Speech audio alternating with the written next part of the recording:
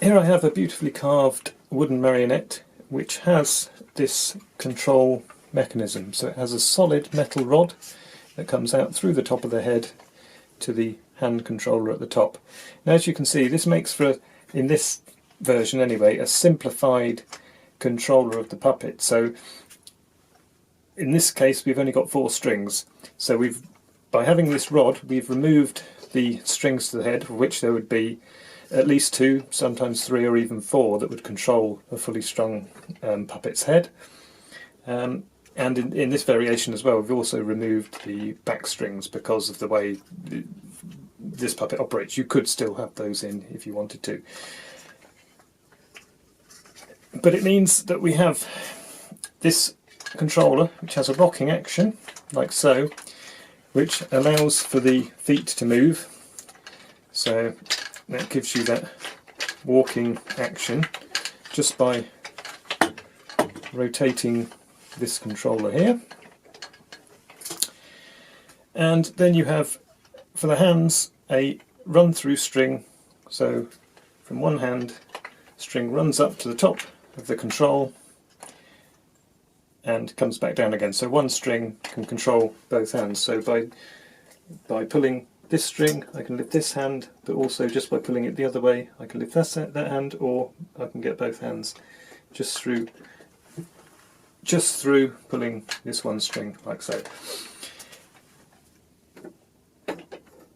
You can get a nice walking action because it allows you to feel the weight of the puppet nicely. So that works well. It's also very good for beginners because the puppets generally don't get tangled. Because of this solid wire, it doesn't allow the puppet to sort of somersault or twist up on itself. So, and being only that there's 4 strings on this particular version, there isn't too much you can go wrong in terms of twisting or getting the strings messed up. So that's a benefit as well. But what this type of control does best is it gives you a very precise control of the head. So you can be very precise, and you can keep the head still, perfectly still, because you've got that solid control. What happens with strung puppets, and unless you're very, very skillful and the puppet has to be weighted correctly and all that sort of thing, that you often get a residual sort of bounce. You know, you'll do a move or you'll try and keep the head still and it's sort of, you know, it's not sitting still, or you do a move and you get a little bit of extra movement or a little sort of bouncy return or something like that. So you always get this sort of little buoyancy, which people come to expect from puppets, and it's not a major problem. But say unless the puppet is correctly built, and you know you've had a fair bit of practice, that can be an issue with the look of it. Whereas with this system, you can get, you know, the head can stay perfectly still. You can do very, very fine movements, you know, very small movements, and you can do quick movements as well.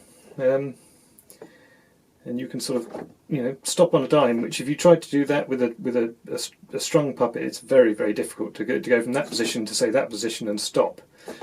Yeah, so it does have its benefits, and I really like it as a controlling mechanism, but it does have its drawbacks.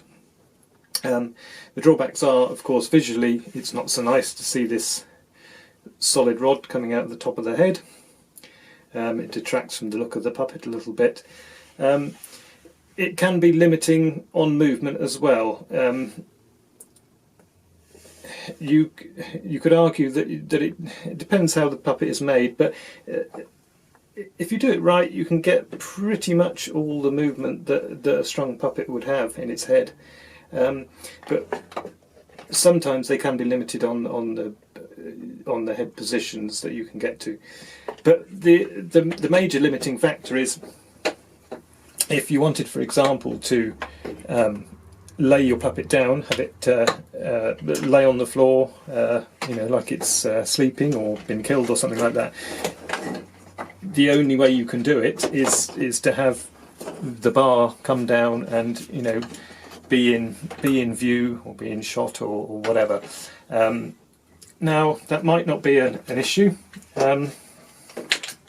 but it's something that wouldn't happen with a fully strung puppet. You know, a fully strung puppet, you can get to lie down on the floor, and it doesn't. You know, you don't have to get down there with it. With this, obviously, if you're controlling it and you want it to lie down, you've got to get your hand right the way down with it.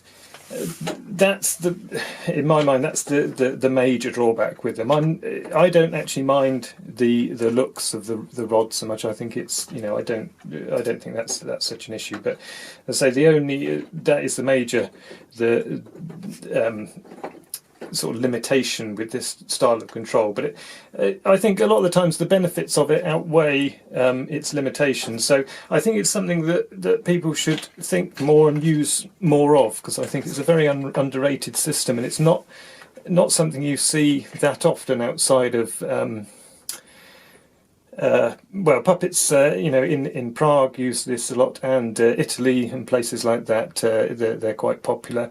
You know, it's perhaps more of a Eastern European type of arrangement. But yes, I think it's something that perhaps we should see a lot more of.